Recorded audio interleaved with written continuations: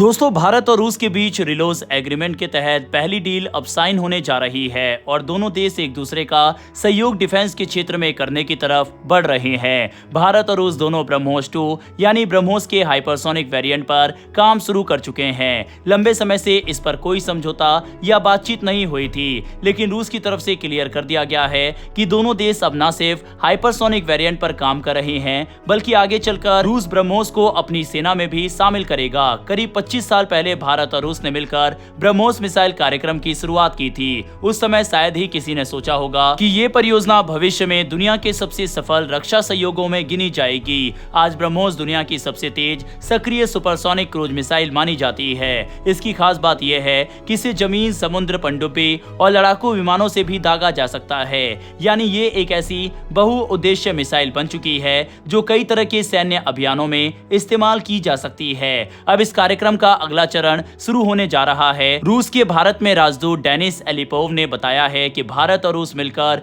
ब्रह्मोस के छोटे और हाइपरसोनिक संस्करण पर काम कर रहे हैं। हाइपरसोनिक मिसाइलें ध्वनि की गति से कई गुना तेज उड़ती है और उन्हें रोकना बेहद मुश्किल माना जाता है। अगर ये परियोजना सफल होती है तो भारतीय सशस्त्र बलों की मारक क्षमता और भी अधिक बढ़ जाएगी। एलिपोव ने कहा है कि ब्रह्मोस के आधुनिकीकरण की संभावनाएं लगभग असीमित है। शुरुआत में ये केवल जमीन से लॉन्च होने वाली मिसाइल थी, लेकिन बाद में इसे नौसेना, पनडुब्बियों और लड़ाकू विमानों के लिए भी विकसित किया गया।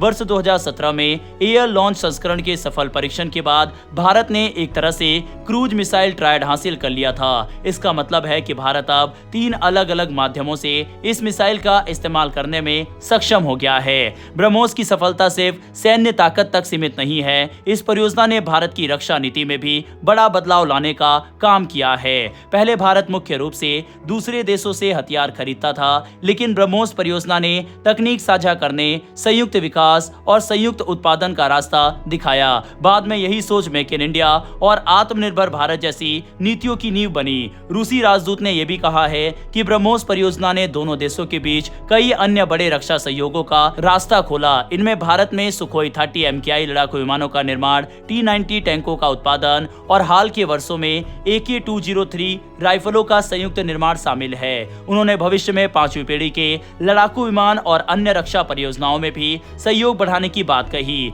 इस बीच एक और दिलचस्प खबर सामने आई। ब्रह्मोस एरोस्पेस के प्रमुख जयतीर्थ जोशी के अनुसार रूस खुद अपनी सेना में ब्रह्मोस मिसाइल को शामिल करने में रुचि दिखा रहा है। ये स्थिति काफी खास है क्योंकि ब्रह्मोस मूल रूप से भारत और रूस की संयुक्त परियोजना है, लेकिन अब अतिरिक्त मांग को पूरा करने के लिए भारत से भी उत्पादन सहयोग लिया जा सकता है। जोशी ने बताया कि रूस के पास पहले से उत्पादन सुविधाएं मौजूद है, लेकिन भविष्य की बढ़ती जरूरतों को देखते हुए भारत की औद्योगिक क्षमता का उपयोग किया जा सकता है। ये भारत के रक्षा उद्योग के लिए एक बड़ी उपलब्धि मानी जा रही है। कभी हथियार आयात करने वाला भारत अब ऐसी स्थिति में पहुंच रहा है जहां वह अपने साझेदार देशों की जरूरतें भी पूरी कर सकता है। ब्रह्मोस की बढ़ती लोकप्रियता का एक कारण इसका सफल रिकॉर्ड भी है। पिछले 25 वर्षों में इस मिसाइल ने कई परीक्षणों और सैन्य मूल्यांकन प्रक्रियाओं को सफलतापूर्वक पार किया है। हाल ही में ऑपरेशन सिंदूर के दौरान भी इसके प्रदर्शन की काफी चर्चा हुई। कंपनी के अधिकारियों का कहना है कि वास्तविक सैन्य परिस्थितियों में भी इस मिसाइल ने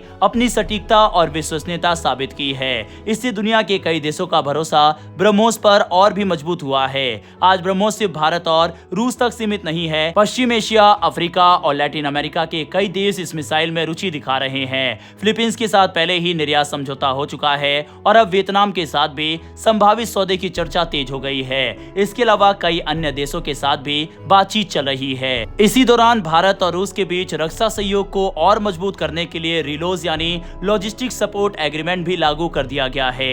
ये समझौता दोनों देशों की सेनाओं को एक दूसरे के सैन्य अड्डों, बंदरगाहों और हवाई अड्डों का उपयोग ईंधन, मरम्मत और अन्य आवश्यक सेवाओं के लिए करने की सुविधा देता है। हालांकि इसमें साफ तौर पर कहा गया है कि किसी भी देश की स्थायी सैन्य तैनाती दूसरे देश की जमीन पर नहीं होगी। इसका उद्देश्य केवल सैन्य सहयोग को अधिक आसान और प्रभावी बनाना है। कुल मिलाकर देखें तो ब्रह्मोस अब सिर्फ एक मिसाइल नहीं रह गई है। ये भारत की तकनीकी क्षमता, रक्षा उद्योग की प्रगति और वैश्विक स्तर पर बढ़ती भूमिका का प्रतीक बन चुकी है। एक समय था जब भारत मुख्य रूप से विदेशी हथियारों पर निर्भर था, लेकिन आज वही भारत उन्नत मिसाइल तकनीक विकसित कर रहा है, उनका निर्यात कर रहा है और भविष्य की हाइपर हाइपरसोनिक तकनीकों पर भी काम कर रहा है। अब सबसे बड़ा सवाल यह है कि क्या आने वाले वर्षों में ब्रह्मोस 2 भारत को हाइपरसोनिक मिसाइल क्लब में शीर्ष देशों में शामिल कर पाएगी और क्या ब्रह्मोस दुनिया के मिसाइल बाजार में भारत की सबसे बड़ी पहचान बन पाएगी। बहरहाल इस पर अपनी राय कमेंट बॉक्स में लिखकर बताइएगा। लेकिन भारत और रूस की इस दोस्ती के लिए कमेंट बॉक्स में एक जय हिंद जरूर लिखिएगा। फिर मिलेंगे ऐसी एक नई वीडियो के साथ। धन्यवाद।